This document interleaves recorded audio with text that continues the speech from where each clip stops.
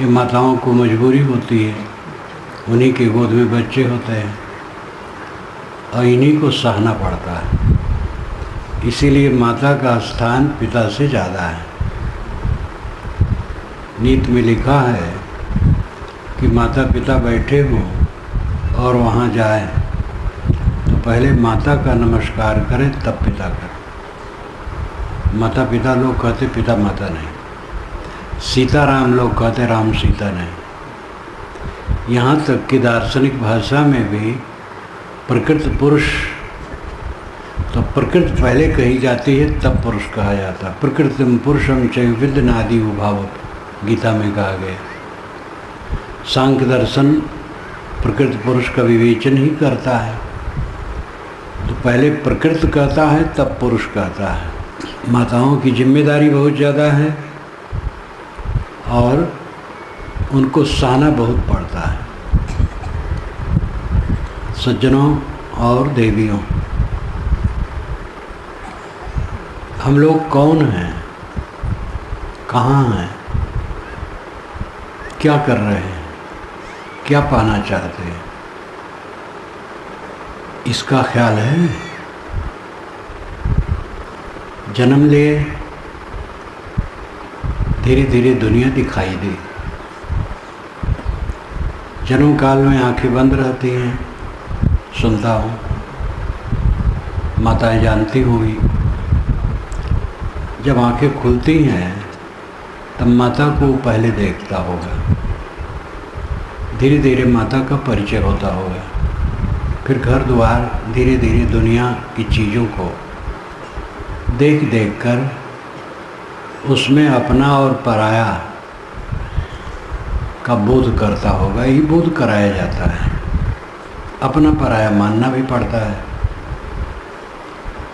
लेकिन आदमी कायदे के बाहर अपना पराया मानता है और दुनिया में इतना उलझ जाता है कि लगता है ये सच है और ये सच नहीं है।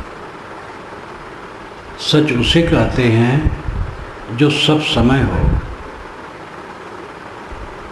और ये सब समय कहाँ रहता है? गाढ़ी नींद में दुनिया बिल्कुल नहीं रहती। दुनिया दुनिया में रहती है, लेकिन मेरा संपर्क उससे कट जाता है। जब हम सपने में होते हैं तो दुनिया का आभास होता है, जब जागृत में आते हैं तब दुनिया दिखाई देती है। और दिखने पर भी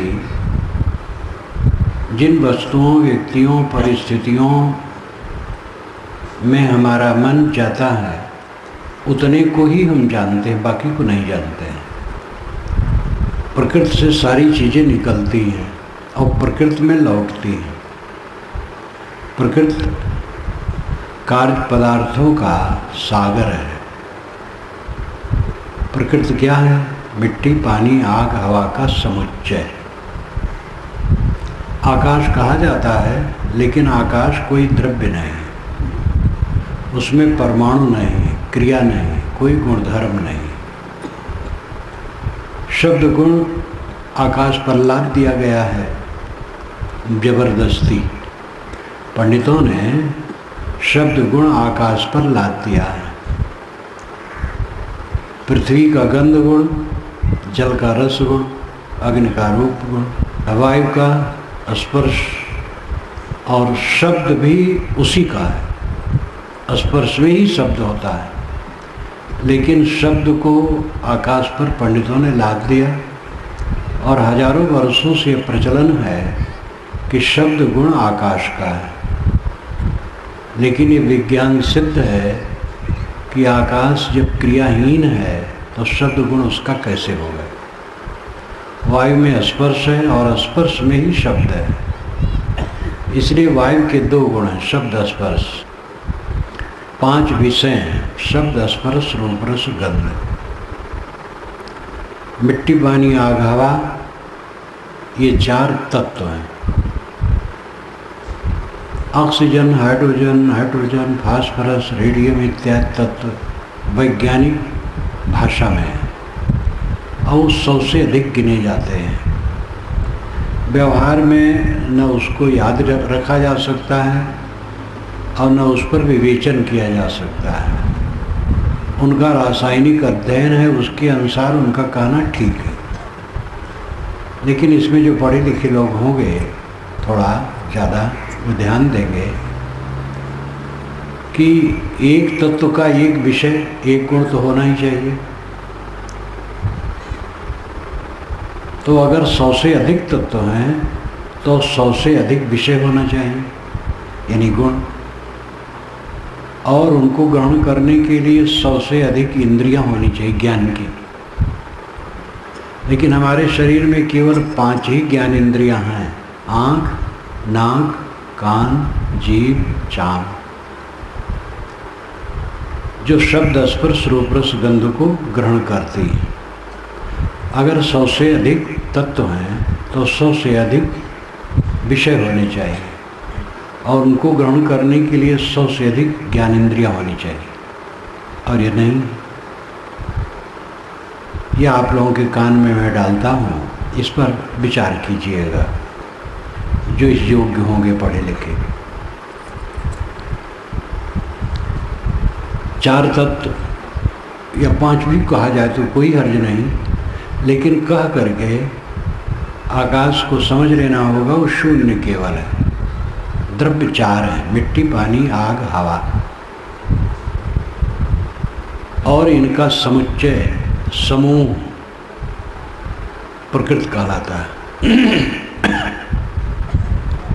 समूह ही प्रकृति कहलाता है, सबका समाहार उसमें हो जाता है। और इस प्रकृति में से निरंतर नई नई वस्तुएं निकलती हैं बन बन करके और लौट करके उसी में लीन हो जाती हैं। सदगुरु ने कहा है, अम्बु की रात समुद्र की खाई, रविशस कोटि 33 भाई, भंवर जाल में आसन माड़ा, चाहत सुख दुख संग न छाड़ा। दुख का मरम न काहू पाया, बहुत भांति की जग भर माया। आप ही बाउर आप सयाना, हृदय बसे ते राम न जाना। अम्बु की राश, समुद्र की खाई। समुद्र की खाई में अम्बु की राश होती है, पानी की राश होती है। ये केवल उपलक्षण मात्र है। ये पूरा संसार सागर है। जैसे समुद्र में पानी की तरंगे, बुदबुदे, लहरें उठती हैं और उसी में समाती हैं, वैसे ही संसार में प्रकृति से नाना पदार्थ निर्मित होते हैं, उठते हैं और फिर उसी में लीन होते हैं। कुछ कर्मजनित कार्य बनते हैं, जैसे देह, और देहधारियों द्वारा फिर नाना वस्तुएं, मकान, मशीनें, कपड़े, बर्तन, बहुत सारी चीज़ें। और कुछ पदार्थों के केवल स्वभाव से बनते हैं, जैसे बर्फ, बादल, कंकर, पत्थर, पर्वत, झरने, नदियाँ, वृक्ष, वनस्पतियाँ, हीरे, मोती, तमाम चीज़ें निरंतर बनती और लौट लौट करके प्रकृति में लीन होती रहती हैं। इन सब में से जिनसे हमारा जुड़ाव होता है उनमें हम मोह करते हैं और बैर करते हैं, और उसी मोह वैर में जीवन भर उलझे उलझे मर जाते हैं। और ये सब जहाँ के तहाँ बदल करके प्रकृति सागर में लीन हो जाती है। कुछ हमारे पल्ले पड़ता नहीं है, लेकिन ये आत्मचिंतन करना बहुत मुश्किल हो गया है। आदमी केवल स्थूल बुद्धि का, अन्य जानवर तो समझ नहीं सकते, मनुष्य समझ सकता है, क्योंकि मनुष्य मननशील है, मननात् मनुष्य। मनन करने के कारण से इसको मनुष्य कहा जाता है। लेकिन ये समझने का काम नहीं करता है, डूबने का काम करता है। जो देखता है, जहाँ अनुकूल उसे लगता है उसमें मोह करता है, जहाँ प्रतिकूल लगता है वहाँ बैर करता है। और न मोह की चीज़ें रह जाती है अपने साथ, न बैर की चीज़ें।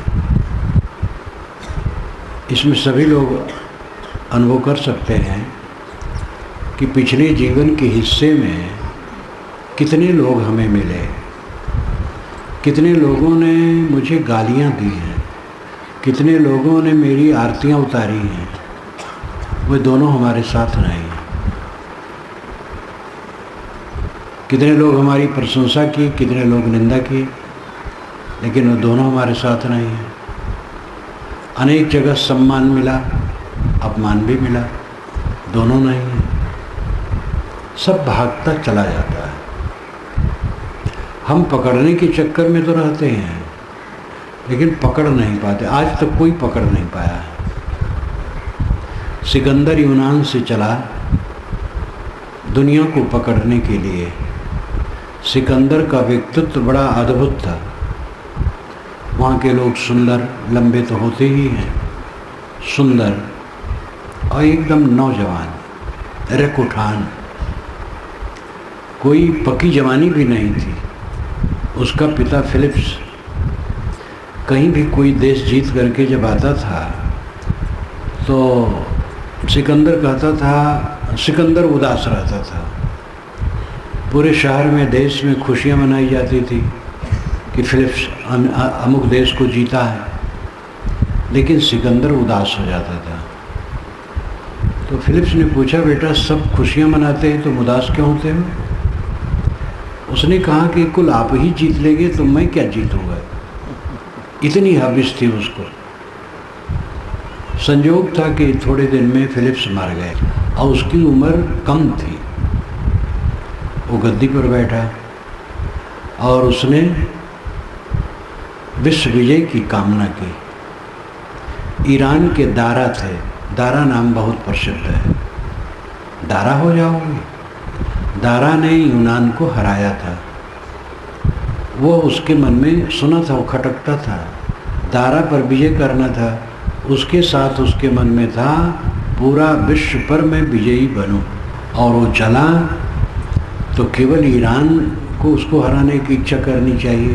रास्ते में जिन देशों को पाया सबको जीतता गया।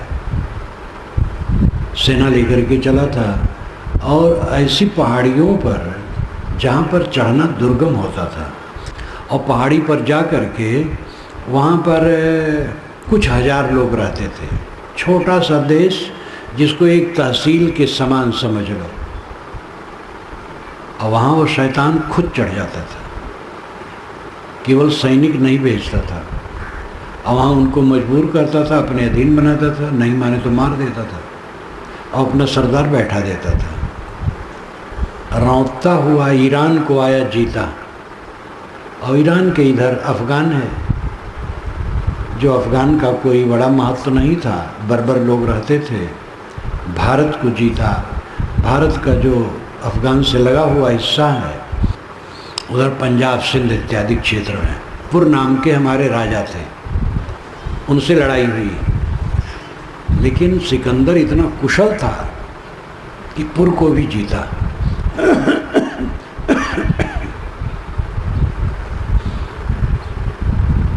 फिर उसने पुर को बुलाया अपने पास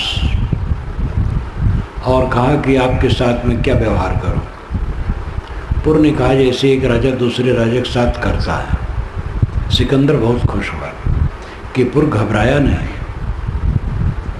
तो उसने धन्यवाद दिया, स्वागत किया। तब तक सिकंदर के सैनिक काफ़ी थक गए थे। बहुत दिन हो गया था, वर्षों निकले, और सेनापतियों ने कहा सिकंदर से कि सेना थकी है और अपने बाल बच्चों की याद कर रही है, अब वो लड़ना नहीं चाहती है। भारत के एक हिस्से पर विजय हो गई है। भारत बहुत बड़ा देश है, इस पर विजय करना भी सरल नहीं है। समझाया बुझाया, जनमत मिला उसको कि पूरी फौज अब नहीं चाहती है लड़ना, तब वो लौट पड़ा। लेकिन ऐसा शैतान कि लौटने पर भी जो देश मिलते थे उसको कुचलता जाता था और कब्जा करता जाता था। एक जगह उसे भाला लगा और मर गया। और यूनान का घोर पतन हुआ, क्योंकि जो अपनी शक्ति लड़ाई में लगाता है वो रचनात्मक काम नहीं कर पाता है। जैसा वो कुशल था यूनान में रह करके अपने देश की उन्नत करता तो उसका देश बहुत उन्नत हो जाता, लेकिन वो दूसरे को रगड़ने में लगा रहा। विश्व विजयी होने की चेष्टा थी, उसको महान सिकंदर कहते हैं। महान सिकंदर तो क्या, शैतान सिकंदर। स्वयं दुखी हुआ, सबको दुख दिया और मर गया, और उसके देश का पतन हुआ। आज तक कोई दुनिया को वश में नहीं कर पाया। सदा रहे सुख संयम अपने वसुधा आदि कुमारी। साहब कहते हैं निरंतर सुख रहेगा अपने पर संयम करने से। वसुधा तो आदि से कुमारी है, सदा से कुमारी है। वसुधा कहते हैं पृथ्वी को, वसु कहते हैं धन को, और धा कहते हैं धारण को। जो धन को धारण करे वो वसुधा। पृथ्वी में ही रत्न, कोयला, पेट्रोल, तेल, पानी, और इसी से सारी वनस्पतियाँ, फल, मूल, अन्न प्रकट होते हैं। सब कुछ तो इसी से है, इसलिए सबकी उत्पत्ति धरती, सब जीवन प्रतिपाल। तो ये वसुधा है। ये वसुधा सदा से कुंवारी है, इसको आज तक कोई ब्याह नहीं पाया। जो इस पर जबरदस्ती किया वो हार गया, और जो विनम्र होकर के सेवा किया वो सफल हुआ। अंत में दोनों को छोड़ देना है। हम लोग जब कभी मकान बनाते हैं तो ज़मीन खरीदते हैं और अपने नाम से उसकी रजिस्ट्री भी करवाते हैं, लेकिन जिस ज़मीन की हम रजिस्ट्री करवाते हैं असंख्य लोगों के नाम से उसकी रजिस्ट्री हो चुकी है। अब आगे असंख्य लोगों के नाम से रजिस्ट्री होगी। व्यवहार है, रजिस्ट्री कराना उचित है, इसलिए कराना चाहिए, लेकिन ये ख्याल रखना चाहिए जिसकी रजिस्ट्री हमने करवाई है वो मेरी नहीं। व्यवहारता आज के लिए मेरी है। जैसे ट्रेन में हम रिजर्वेशन करवाते हैं तो हमारा बर्थ, हमारी सीट रिजर्व हो गई। कहाँ तक के लिए? अपने स्टेशन तक के लिए। वहाँ उतर गए, फिर हमारा नहीं है। कई बार हम लोग जब गाड़ी छोड़ते हैं तो वहाँ से जिसकी उस सीट या बर्थ रहती आप पहुँचते हैं, तो हम लोग कहते भाई ठीक है आप थोड़ा खड़े रहिए, हम लोग सामान हटा लेते हैं, फिर आप कब्जा कीजिए। ये संसार पंचायती है, किसी की नहीं है, 4 दिन की है। और जो हम देखते हैं जिसमें रिश्ते खींचते हैं वो अंततः कुछ नहीं। जैसे इतनी मूर्तियां यहाँ बैठी हैं, स्त्री और पुरुष, ये सारी मूर्तियां क्या हैं? मिट्टी। और इसमें जो चेतना है वो अदृश्य है, वो दिखाई नहीं देता है। उसमें तो मोह होता नहीं है, मोह होता है इस मिट्टी में। स्त्री को देख करके पुरुष मोह जाते हैं, पुरुष को देख करके स्त्री मोह जाती है, और जिसमें वो दोनों मोहते हैं वो मिट्टी है। और वर्तमानिक दृष्टि से देखा जाए तो एक मलपिंड है, अंदर में हड्डी का कंकाल है,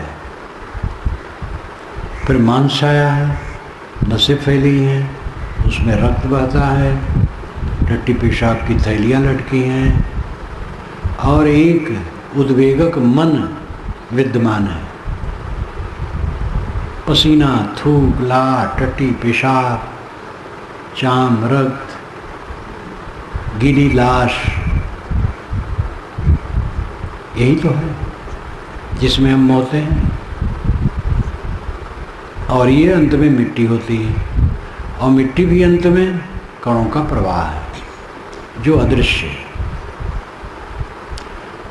वस्तुओं पर विचार करते जाओगे तो वस्तुएं खोती चली जाएंगी। वस्तु ही नहीं रह जाएंगी।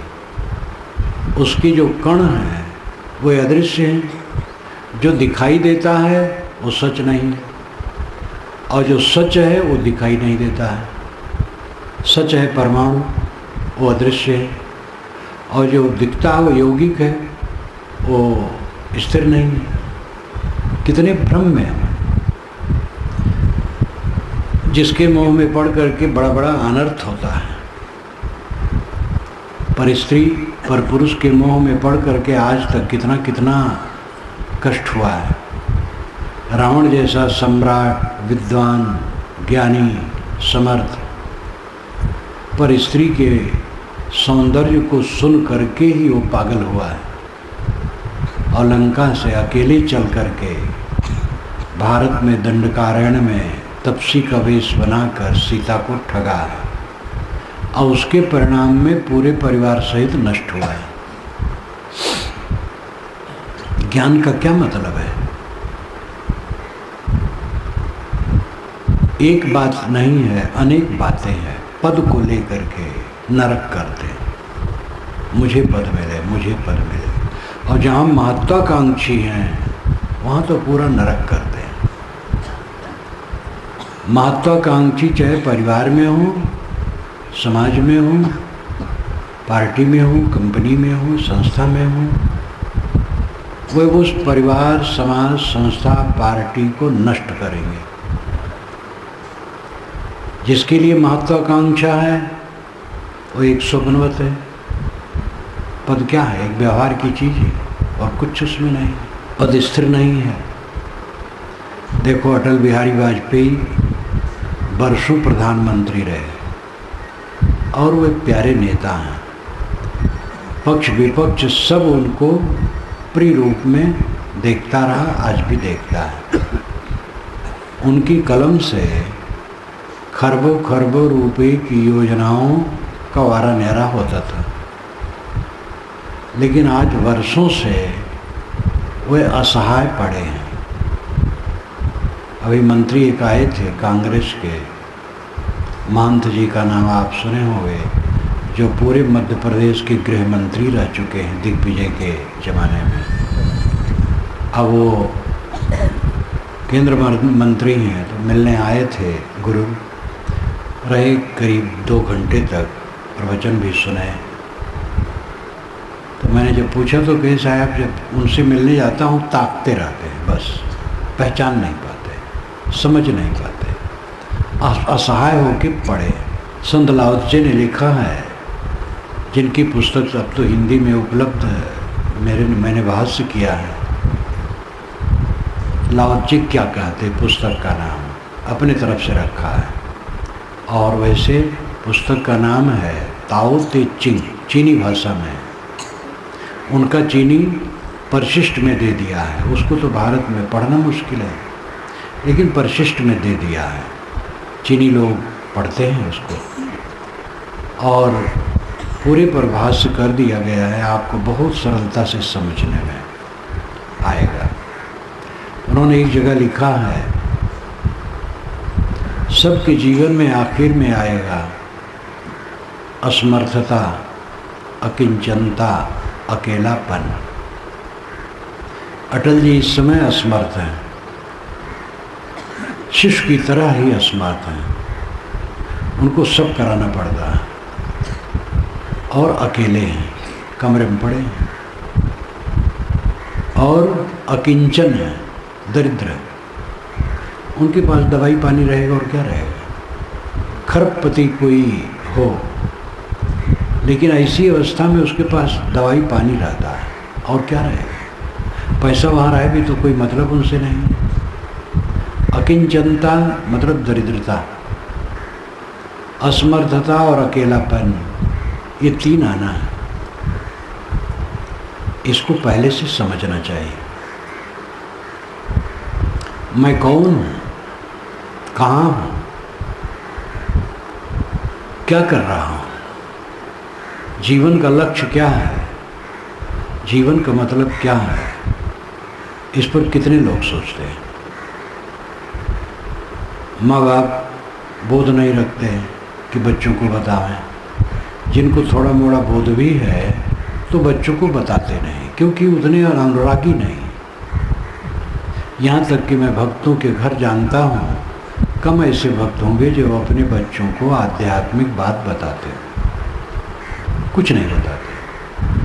छुटपन से पढ़ते पढ़ते कॉलेज विश्वविद्यालय तक पढ़ लेंगे और अध्यात्म की कुछ बातों नहीं जानते हैं, और इसीलिए ज्ञान की वृद्धि नहीं हो पाती है। माँ बाप को चाहिए उनको सीख दें, पुस्तकें दें, छोटी छोटी पुस्तकें दें पढ़ने के लिए। बच्चे केवल कोर्स की पुस्तकें थोड़े पढ़ते रहते हैं, टीवी भी देखते हैं, अखबार भी पढ़ते हैं, गप भी मारते हैं, खेलते भी हैं। तो 10-15 मिनट अगर सदग्रंथ हो पढ़ें तो क्या नुकसान होगा, इससे उनको बल मिलेगा। लेकिन भक्तों में ये उत्साह बहुत कम है, इसलिए सूझ नहीं होती है। बस पढ़े लिखे जवान हुए, काम धाम करना है, विवाह करना है, बच्चे हो गए, बच्चे में रीझना है, बच्चे बड़े हुए तब खींचना है, शिकायत करना और रो करके मर जाना। पहले बच्चे में रीझ, क्योंकि बोलेंगे, मीठे लगते हैं। जवान हो गए, अपने मन के अनुसार करते हैं। पत्नी आ गई, बड़ा फर्क पड़ गया, क्योंकि समय बदलता है, स्वार्थ बदलता है, प्रेम बदलता है। ये सनातन तत्व है। समय बदलता है, स्वार्थ बदलता है, प्रेम बदलता है।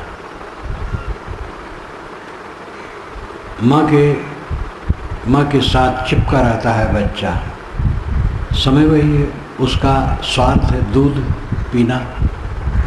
थोड़ा बड़ा हो गया, समय बदल गया, स्वार्थ बदल गया, अब दूध पीना नहीं, अब खेलता है। और समय बदल गया, पढ़ता लिखता है, जवान हो गया, काम धाम करता है, माँ बाप के पास कोई बैठ गया। और समय बदल गया, विवाह हो गया, अब स्वार्थ बदल गया, स्वार्थ उसका पत्नी से जुड़ गया, अब माँ बाप के पास कम बैठता है। स्वभाव का अंतर होता है।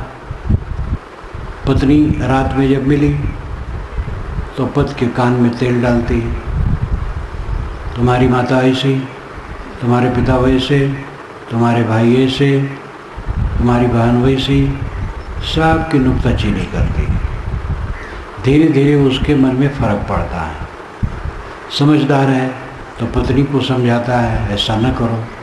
समझदार अगर स्त्री है तो समझती, नहीं तो समझती नहीं।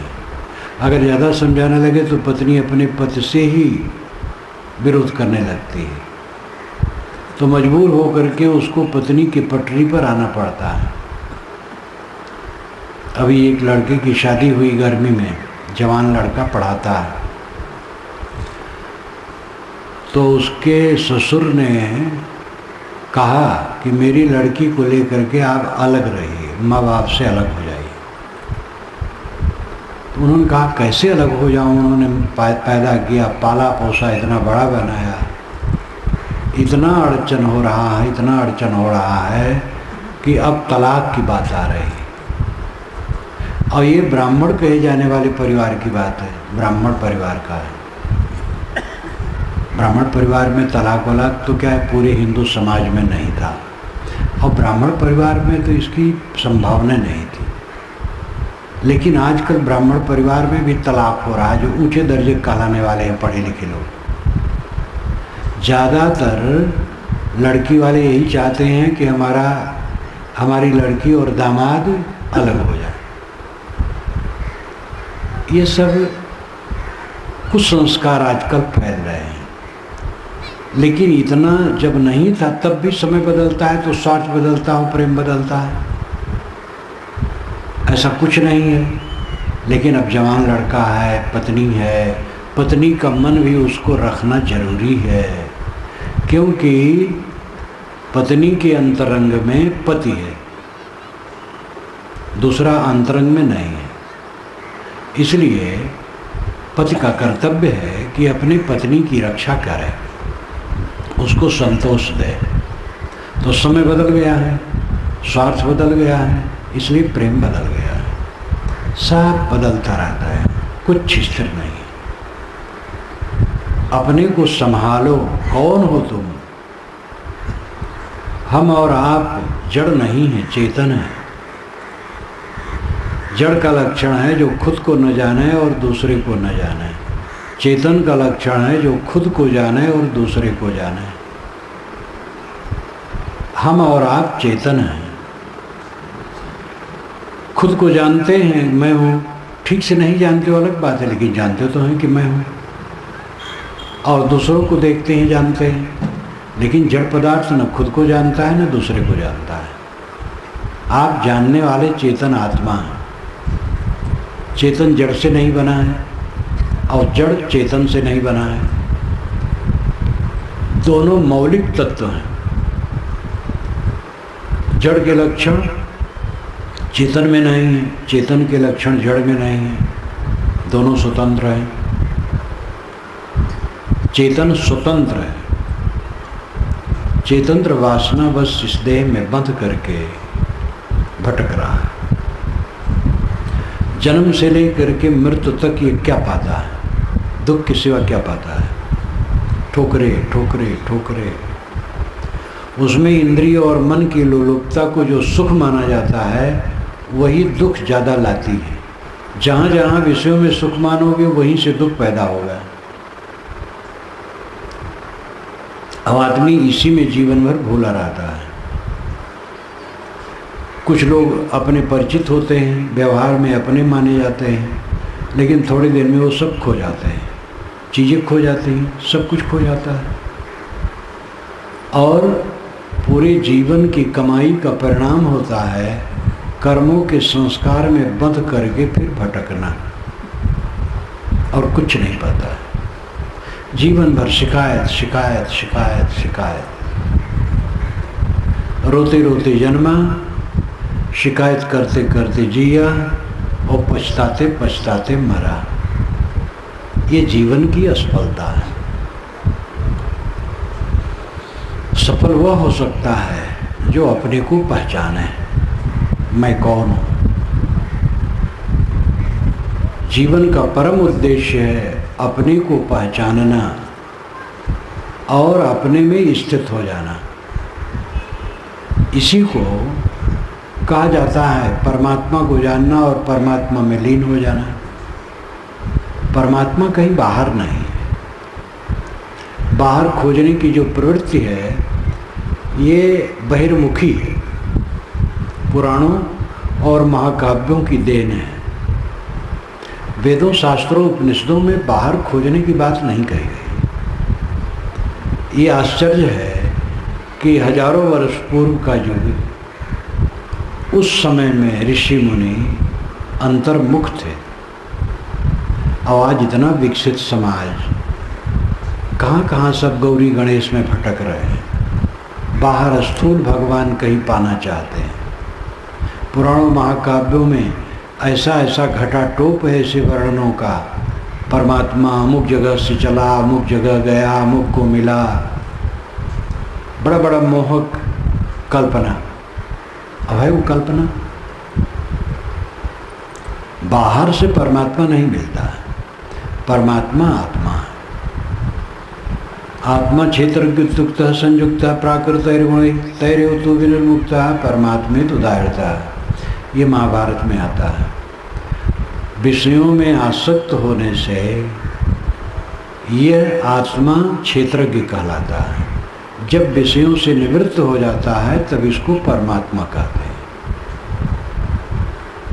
आसक्ति है जब तक, तब तक साधारण जीव है।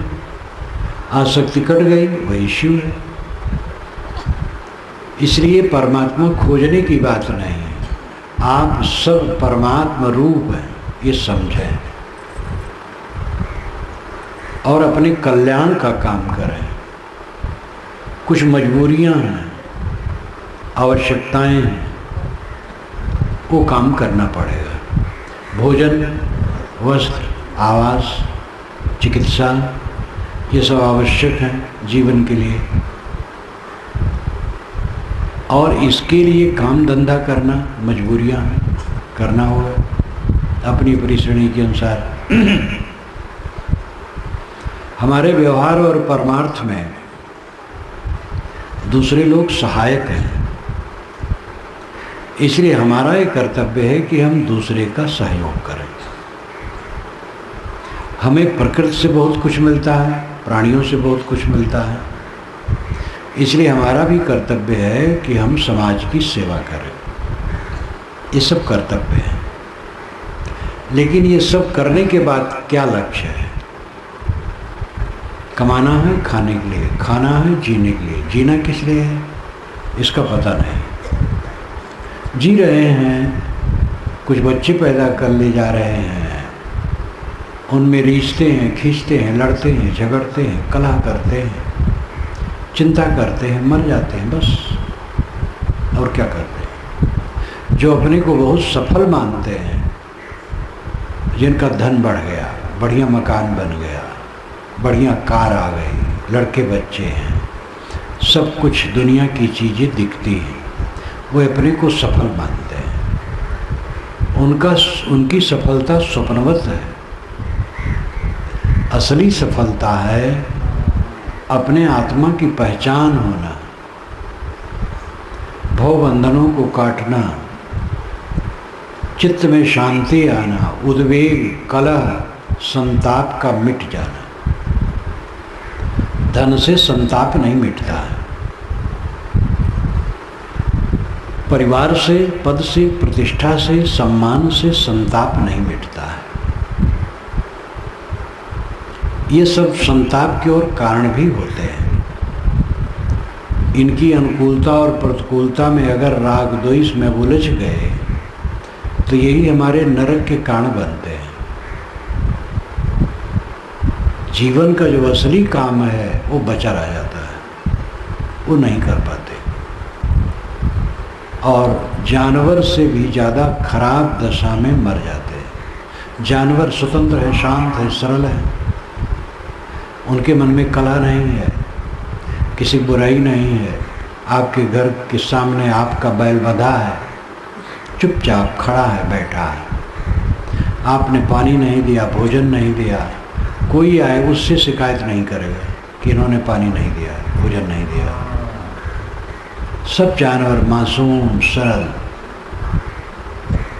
आदमी कितना उलझा है, कितना कलह प्रिय है, कितना शिकायत वाला है, कितना विकारी है। काम वासना भी जानवरों में केवल गर्भाधान के लिए ही उसका संस्कार उदय होता है। अधिकतम जानवर नर मादा का संबंध केवल गर्भाधान के लिए वहाँ होता है।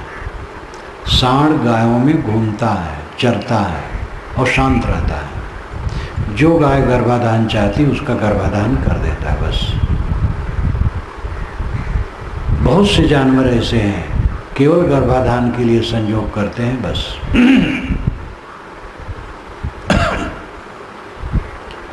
अन्य जानवर काफ़ी ठीक ठाक है, आदमी बहुत उलझा है। क्यों उलझा है? क्योंकि प्रकृति ने इसे स्वतंत्र कर दिया है। सोचने की क्षमता, बोलने की क्षमता, और यही दोनों क्षमताएं कल्याण में लगाई जाएं तो जीवन में 4 चांद लग जाए। इसी जीवन में परम शांत, परम तृप्त, परम आनंद, भय, चिंता, दुख कुछ नहीं।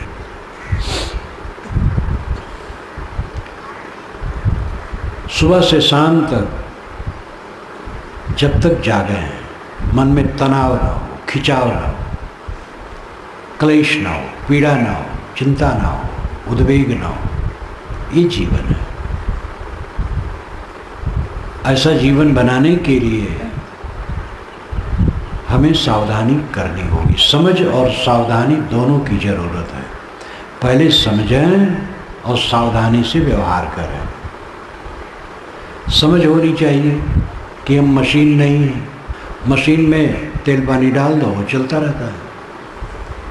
तो ऐसे शरीर मशीन तो है, इसमें जल भोजन डालना पड़ेगा, लेकिन इसमें मशीन मैन है।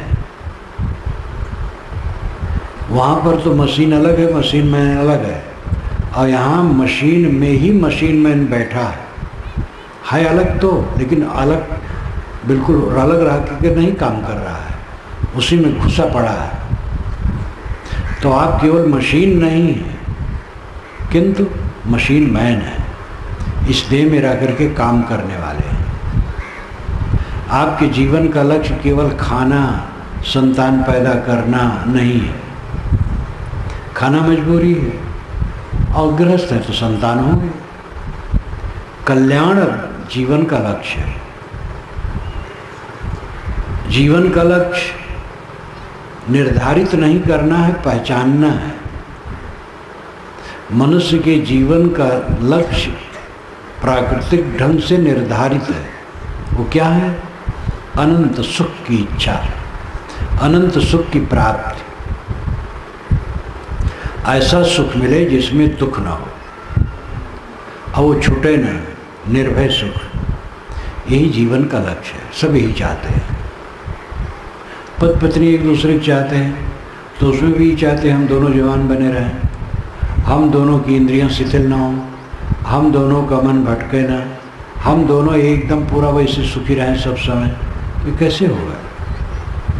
दोनों की इंद्रियां कमज़ोर हैं, दोनों का शरीर दुर्बल है, दोनों गलेंगे, दोनों बूढ़े हो जाएंगे, दोनों बिगड़ जाएंगे, मन भी बदल जाएगा, चीज़ें बदल जाएंगी। दुनिया की वस्तुओं में स्थिरता असंभव है, अपने आत्मा में स्थिरता होती है।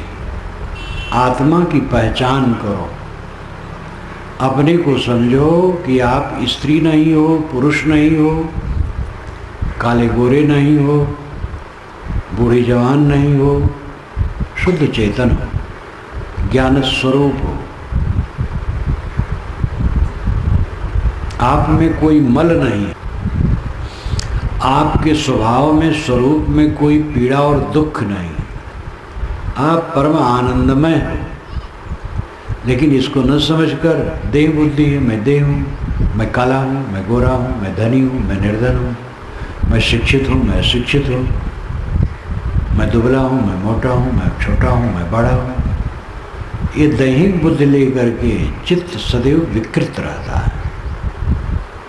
लेकिन हमारा आपका जो अस्तित्व है शुद्ध चेतन है, और वो प्राकृतिक गुणों से बिल्कुल परे है, शुद्ध बुद्ध निर्मल, कोई क्लेश नहीं। उस बात को समझें और समझ करके जीवन का व्यवहार ऐसा करें जिससे दुख ना आए।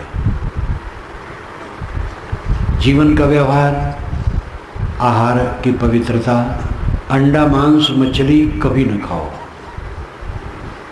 नशा का सेवन बिल्कुल न करो, गुड़ाखू का भी सेवन नहीं होना चाहिए। आजकल तो पुड़िया में जहर, और पुड़िया तोड़ करके मुंह में डाले, पूरा जहर खा रहे हैं लोग। पर स्त्री पर पुरुष से परहेज रखो, बिल्कुल कड़ा। दूसरे के धन को नाजायज तरीके से न लो, किसी को संताप न दो, कटु न बोलो, मीठा बोलो, सरल रहो, संयम अपनाओ। गृहस्थ हो, क्यों गृहस्थ हो? क्योंकि विरक्त रह करके रह पाना सबके मान की बात नहीं। गृहस्थ हो गए तो गृहस्थ हो करके तो देख लिए, तो आप संयम से रहना चाहिए। अपने को छीड़ करके रात दिन रखना कौन समझदारी? विवाह भी संयम के लिए है। युवक के मन में युवती के प्रति आकर्षण, युवती के मन में युवक के प्रति आकर्षण होता है। लेकिन जब दोनों इकट्ठे हो गए तो आकर्षण को देख लिए, आकर्षण में भगार है और कुछ नहीं, गंदगी है, मलिनता है, छीड़ता है। तो संयम होना चाहिए। संयम करो, अधिक से अधिक संयमी बनो। जिन लोगों के बीच में रहते हैं उनमें हमदर्दी, समताशील का बर्ताव करो। सबके स्वभाव अलग है, सबके विचार अलग है, सबके संस्कार अलग है, सबके गुणकर्म अलग है, तो सब एक समान नहीं हो सकते हैं। सब में समता का बर्ताव करने का प्रयास करो।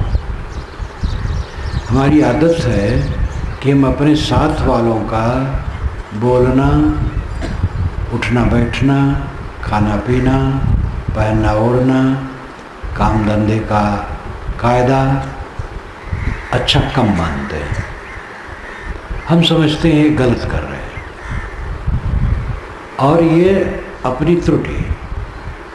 अपने ढंग से लोग रहेंगे, अपने ढंग से करेंगे, हमें उन्हें सहना चाहिए। हम अपने साथियों में दोष देखने की प्रवृत्ति वाले हो जाते हैं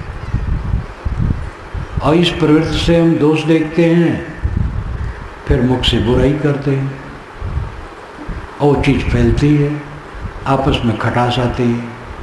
आप अपनी पत्नी की आलोचना करेंगे, बच्चे की आलोचना करेंगे, भाई की, माता की, पिता की, भाभी की, किसी की, देवरान की, जेठान की, तो आलोचना के पहले तो मन कसैला हो गया है। आलोचना होने से बात फैलेगी, दूसरे लोग सुनेंगे, उससे कहेंगे और बैर बढ़ेगा और दुख बढ़ेगा। व्यवहार को हमें पवित्र रखने के लिए समता की जरूरत है। सबसे समता का बर्ताव करो, सहनशील बनो। दूसरे लोग हमारे ढंग से कैसे रहेंगे? उनका ढंग अलग है, हमारा ढंग अलग है, संस्कार अलग है, गुणकर्म अलग है, योग्यताएं अलग हैं, सब कुछ तो अलग है। तो सारी बातों में एकता कैसे होगी? प्रेम की एकता होनी चाहिए, आपस में समन्वय, एकता, समता, शील का बर्ताव, दूसरे को सह लेना और समता से बर्ताव करना। ये किए बिना कोई सुखी नहीं हो सकता है। आत्मज्ञान हो गया, मैं अजर अमर अविनाशी हूँ, लेकिन ये ज्ञान तब तक काम नहीं करेगा जब तक वो प्रयोग में ना आए। आत्मा निर्लेप है, तो हम थोड़ी थोड़ी बातों में क्यों सुखी दुखी होते हैं? अनुकूलता मिली फूल गए, प्रतिकूलता मिली पिचक गए। कोई बड़ाई किया गदगद हो गए, कोई निंदा किया तो निंदा करने वाले भी निंदा करने लगे। ये सब भावना छोड़नी होगी। समता, जो हमारी निंदा करता है उसकी विशेषता है, वो ज़्यादा समझता है, मैं उसके सामने सिर झुकाता हूँ। जो मेरी प्रशंसा करता है उसका भाव है, भाव बदलेगा तो नहीं करेगा। निंदा प्रशंसा में कुछ रखा नहीं। स्वयं किसी की निंदा न करे, बहुत प्रशंसा भी न करे। प्रसंग पड़े तो दूसरे की प्रशंसा थोड़ी कर दे, निंदा किसी की न करे। मेरी कोई निंदा या प्रशंसा करता है तो मुझे निश्चिंत रहना चाहिए। सब मृत है, सब मृत है, सारी घटनाएं मर मर जाती हैं, कुछ रहता है, करने दो। जो हमारी निंदा करके खुश होते हैं वो बहुत धन्यवाद है, खूब निंदा करें, प्रसन्न रहें। और हमारी प्रशंसा करके प्रसन्न है वो ऐसा करें, अपना अपना लाभ ले लें, हमें क्या चिंता। भौतिक धरातल से अपने को ऊपर उठाना होगा। सच्चा सुख मन की शांति। सच्चा सुख लड्डू में नहीं है, गुदगुदेदार गद्दे में नहीं, कार में नहीं है, भवन में नहीं, स्त्री पुरुष में नहीं। स्त्री पुरुष के देहों में आकर्षण भ्रम है। सच्चा सुख है मन की शांति में, और वही स्थिर सुख है। वस्तु जनित सुख दुख लाता है, आत्मजनित सुख स्थिर होता है। इसलिए सच्चे सुख को समझो, आध्यात्मिक दिशा में बढ़ो। बिना भोजन किए स्वस्थ शरीर नहीं रह सकता है। अगर रोज आप अध्ययन नहीं करते हैं ज्ञान के ग्रंथों का, सत्संग तो दुर्लभ है रोज, लेकिन ज्ञान के ग्रंथों का अध्ययन करें, अकेले में बैठ करके आत्मचिंतन करें, ध्यान करें, गुण दोषों की परख करें, दोषों को घटाएं, सद्गुणों को बढ़ाएं। ये काम निरंतर करेंगे तो जीवन में परिवर्तन आएगा। दुख से सुख की तरफ हमारी गति होगी। जो तनिक तनिक बात में हम भुनभुनाते रहते, दुखी रहते, पीड़ित रहते, कलह करते, वो सब मिट जाएगा। तब ये व्यवहार की ऊंच नीच स्थितियाँ सब बड़ी साधारण लगेंगी, कोई चिंता नहीं। साथी बराती से जिससे त्रुटि लगे प्रेम से समझा दे और सब ठीक है। आपका शरीर आपका सारा काम करता है, व्यवहारिक काम करता है, वही आध्यात्मिक काम करता है। अब आपके शरीर में समय से रोग लग जाता है, नहीं वैसा रोग तो जुकाम, बुखार, खांसी, खुर्रा कुछ तो आ ही जाता है, ठंडी गर्मी, भूख प्यास, ठोकर लग गई। लेकिन आप ही का शरीर सब आपका काम करता है। इसी प्रकार हमारे साथ के लोग ही सारा हमारा काम करते हैं और उन्हीं से त्रुटियां हो जाती हैं।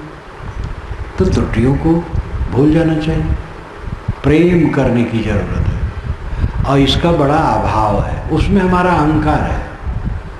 हम अहंकारी हैं और साथियों को समझते हैं बेवकूफ़ हैं, स्वार्थी हैं, अंधे हैं और सबसे हम कट व्यवहार करने लगते हैं। इसलिए स्वयं दुखी होते हैं और दूसरे को दुखी करते हैं। इसीलिए परिवार में, समाज में, पार्टी में, संस्था में, कहीं भी आदमी रहे, ये प्रवृत्ति रख करके वो सुखी नहीं रहेगा और न दूसरे को सुख दे पाएगा। इसलिए अपने परिवार में जितने लोग हैं सब में आदर बुद्धि रखो, उनकी त्रुटियों को न देखो, उनके सद्गुणों को देखो, समता से चलो। जिनसे त्रुटि हो जाए मीठे शब्दों में उनको समझा दो। बहुत समझाने की जरूरत नहीं पड़ती। आदमी से त्रुटि होती है, स्वयं उसको ग्लानि होती है, फिर वो सुधारता है। आप समता का बर्ताव करो, सब ठीक होता चला जाएगा। इसलिए ज्ञान के साथ व्यवहार की उत्तमता की बड़ी आवश्यकता है और उसके लिए मूल बात है निष्काम और निर्माण होना। हम जितना निष्काम होंगे, जितना निर्माण होंगे, उतना सरल होंगे और शांत होंगे और उतना हमारे द्वारा अन्य का हित होगा। और जितना हम कामनाबद्ध और अहंकारी होंगे उतना जलेंगे और जलाएंगे। इसलिए आत्मज्ञान चाहिए और आत्मज्ञान के साथ निष्काम होना और निर्माण होना चाहिए। आत्मज्ञान हम करें, मैं आत्मा हूँ, चेतन हूँ, देह नहीं। स्त्री पुरुष तो काया है, मैं स्त्री पुरुष नहीं, मैं बालक वृद्ध नहीं, हूँ मैं बालक बूढ़ो नहीं, ना मोरे चिलकाई। ये तो शरीर है, मेरा स्वरूप शुद्ध बुद्ध निर्मल है, ये बोध हो और साथ व्यवहार कोमल हो। जब व्यवहार कोमल होगा, चित्त में शांति होगी, तब फिर ध्यान, चिंतन, अध्ययन, मनन का फल बहुत ज़्यादा होगा। एक तो ध्यान, चिंतन, मनन लोग करते ही नहीं है, ये गाफिली है। और कोई करता है लेकिन कलह करता है, लड़ता है, कटु कहता है, मीठा बोल नहीं पाता है, सबसे विषमता रखता है, तो उसका ध्यान चिंतन भी दिखावा मात्र होकर रह जाता है।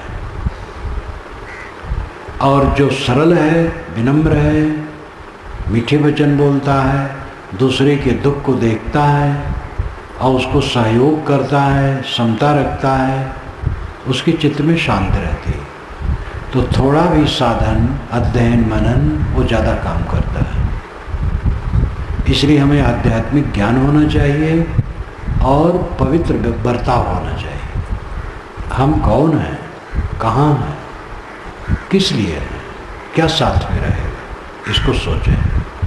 हम चेतन हैं, अकेले हैं, बटोही हैं, यहाँ आ गए हैं, बहुत लोग मिल गए हैं, परिचित लगते हैं, लेकिन इनका संबंध हमारा नहीं रहेगा।